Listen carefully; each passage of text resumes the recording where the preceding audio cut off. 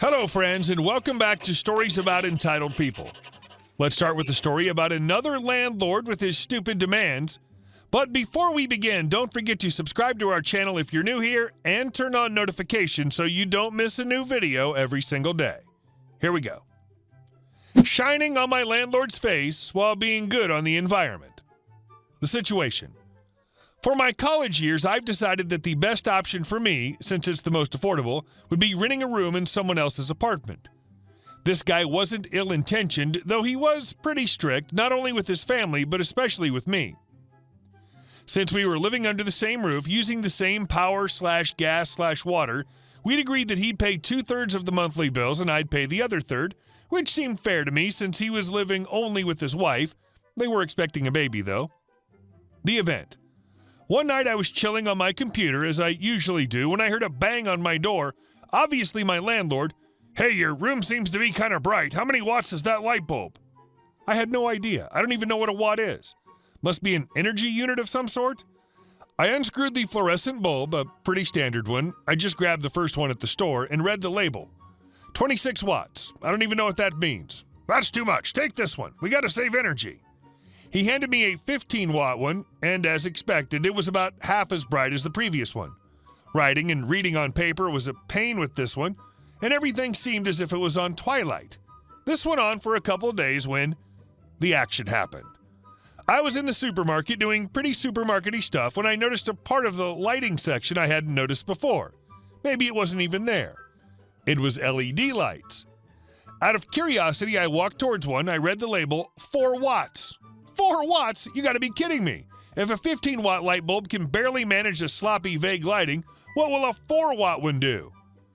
Now this store, I don't know if it happens elsewhere in the world, has a conveniently placed light bulb socket so you can try your light bulbs before purchasing them, in case they're damaged or something. I walk over there and slide it in, and I'm amazed. It shines almost as much as the 26-watt one. But hey, 4 watts is a pretty wide margin for my 15-watt requirement, right? I go back to the stand and pick up an 8-watt one, then head over to try it. It's really, really powerful. Even with my eyes closed, I can't face it because there's so much light. It goes through my eyelids. This is the one. I put it in my shopping cart, check out, and go home and install it. Just to try, I leave my room and close the door. It shines through the seams in the door frame, especially at the bottom. I'm extremely satisfied with this. And I still don't know what a watt is. LEDs produce more light and less heat per unit watt than fluorescent bulbs, so a low wattage LED bulb can produce a lot of light and very little heat. And our second story. Dad's sound cannons blasted a noisy karaoke bar out of business. Our family home is right in the smack of an open grassland in the outskirts of a mid-sized city somewhere in the Philippines. Although our neighborhood is sparsely populated, small businesses have sprouted all over since it's situated along a main thoroughfare heading to and from the city center. Among these is a craphole karaoke bar, or videoke in the local parlance. This karaoke bar was located right beside the driveway leading to our main gate. Our house is surrounded by tall concrete walls and adorned by iron spikes on top, which is typical in our country. It first started out as a small daytime cafeteria, usually catering to truck and utility drivers and personnel.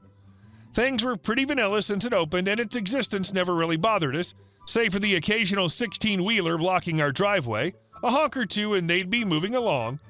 Later, however, the management decided to reorganize the place into a cheap open-air bar, putting out tables beside the road and extending its operating hours deep into the night. Along with the revamp came this machine from hell. This is when things began to go bonkers. With just a few drops in the coin slot, customers can now belt out standards from Engelbert Humperdinck, ABBA, Bee Gees, and Frank Sinatra. Alcohol would later up the ante at nighttime. A boozer's rendition of My Way is not exactly my idea of a lullaby. This drove my family nuts, although most of the time the karaoke's decibel level is somewhat bearable inside the house. It's the murder-inducing singing by William Hung wannabes that really got to us. And adding insult to injury, the bar would sometimes put the karaoke on full blast when they feel like it, mostly at nighttime. My parents first went for the diplomatic approach to address the situation. They politely asked the owner, a pot-bellied police officer, to at least bring the sound volume down to bearable levels, especially at nighttime. He initially agreed, and things went without a hitch for the next few weeks.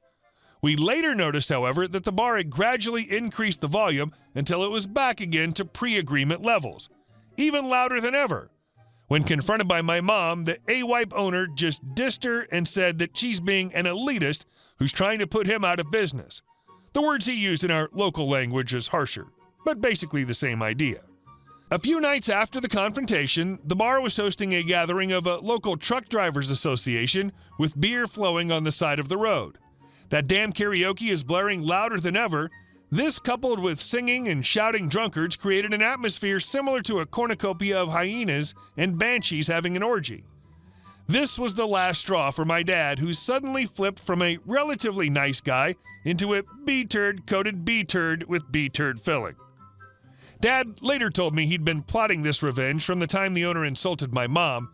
He was just waiting for the right opportunity and motivation to do it. He began dismantling our home sound system, a component hi-fi stereo system, and told me to set it up on our patio by the garden. He went to the storeroom and brought out 2 very big speakers, the type you often see at parties and other special events, wired them into the sound system, put on their stands, and placed them at our gate. As if that was not enough, he opened all the doors of our 3 cars, and he told me to come up with the perfect song to use and save it in 4 USBs, 1 for the stereo system and 3 for all the cars.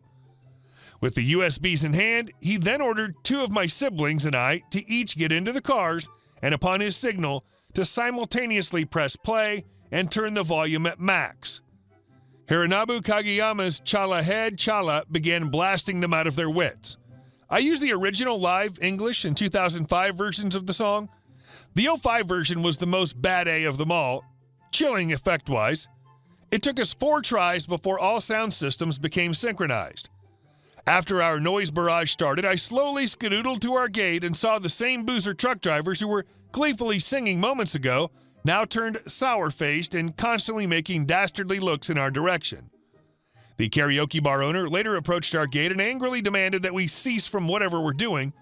The bumpkin even brandished the fact that he's a police officer and can make our lives hell, which in hindsight might have caused real trouble for us. Out of spite, he attempted to topple one of the big speakers from its stand, but was a tad too short to reach over the gate. My dad, the big ol' Hottentassie, just wryly smirked and went inside the house. In less than an hour after our sound cannons blasted, the party ended in a puff, and some of the customers begrudgingly walked out while hurling invectives. My sister insists she even saw 2 guys pelting stones towards our house. Much later, the karaoke was silenced and the bar closed for the night, hours earlier than usual. The karaoke bar still continued with its shenanigans after that night, albeit never going full blast with karaoke volume again, at least during the evening. One of the female workers, the owner's mistress I was told later, verbally slandered me a few days later while I was driving out of the house. I was a law student when it happened, so I used some legal gobbledygook to intimidate the D-baguette instead, or so I think. We were already planning to commence legal action when it suddenly boarded up about 2 months later. One of its waitresses, who used to work for my mom, told us that the bar got a bad rap among its regulars. Remember, this place was frequented by truck drivers. Because of that night, word spread and caused business to slow down. That and some internal strife within the management eventually led to the bar's ultimate demise. And our last story. That's it. Get out!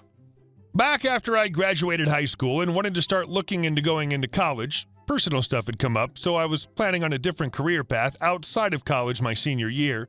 I was still living in my crappy as F psychologically and sometimes physically abusive household with my parents.